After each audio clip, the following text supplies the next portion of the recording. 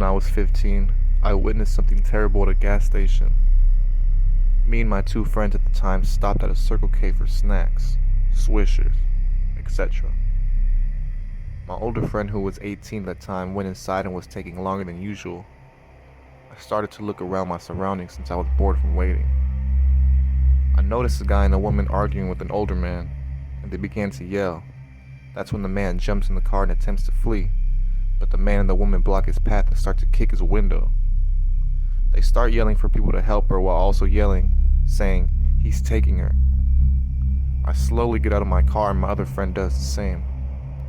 At that very moment, the guy accelerates really fast and runs over the man. I hear a shriek of terror and just watch the man quickly drive away. A car tried to follow him but quickly gave up. My friend who was in the store came out along with the cashiers and 3 other people. Everyone was in shock while the woman was screaming, "Get help, call 911.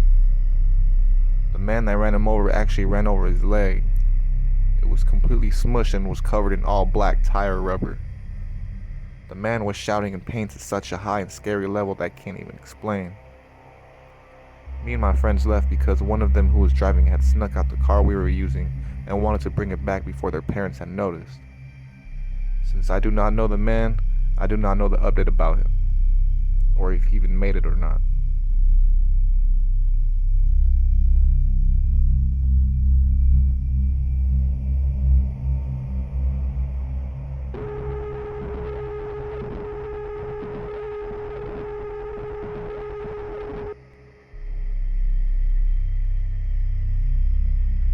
I once worked at a nearby gas station close to where I lived. I would usually work in the mornings and it actually went by pretty smooth. I was asked if I wanted to stay and cover the night shift as well. He mentioned the words overtime pay, and I couldn't say no. Being at that kind of location, you get all types of customers, and since I was covering someone's shift that day, it meant I was the employee working that shift as well. I remember that day 3 young kids came inside the store and they were already horseplaying. It was just them that came inside and I couldn't spot the parents anywhere. I then overheard them announcing that it's time for a new game. I didn't really pay too much attention after because I noticed my line at the front register was already starting to pile up. I did my best to attend the customers that needed my assistance. Shortly after, 2 of the kids come to my register and purchase some 50-cent candy and a soda. I noticed one of the kids kept looking over his shoulder and even checking behind the counter, sort of creepily while laughing. They then exited the store and I thought to myself, whatever happened to the other boy that they were with? I really didn't pay it no mind since I was then needed again and just continued on with my shift. I show up to work the next day in the morning and see a yellow caution tape and 4 police cars there along with an ambulance. My boss slowly approaches me and questions me if I remember seeing 3 boys earlier that day yesterday. I tell him yes, and he asked me if I filled the coolers yesterday with the new product. I told him no since the coolers were still somewhat full. He told me that a boy was found frozen in the cooler earlier that morning. Apparently, his parents went on a full hunt for him and asked everyone where he might be, including the kids he was with.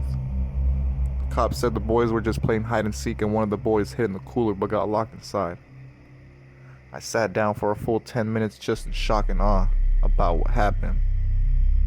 I spoke with cops for a good 20 minutes, and 2 hours later the ambulance and the rest of the cops left.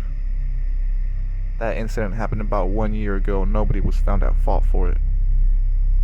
The thing is, during the middle of my shift that day, I remember hearing consistent banging coming from the coolers and I just thought it was my imagination. I no longer work there, and I feel terrible about what happened.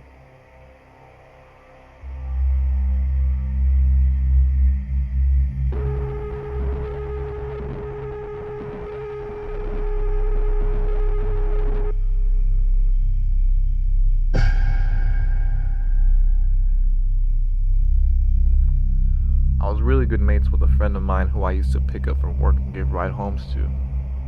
I would always go and stop by 20 minutes early and just BS and hang out with them for a while before his shift ended.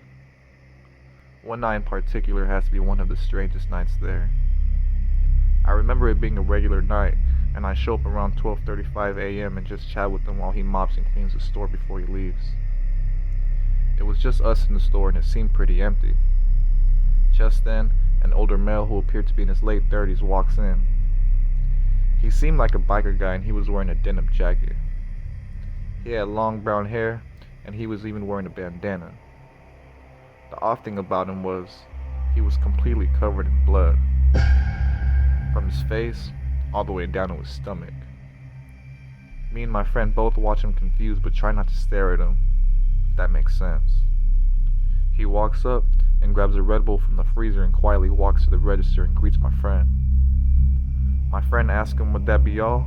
And the man says, yes, that'd be it.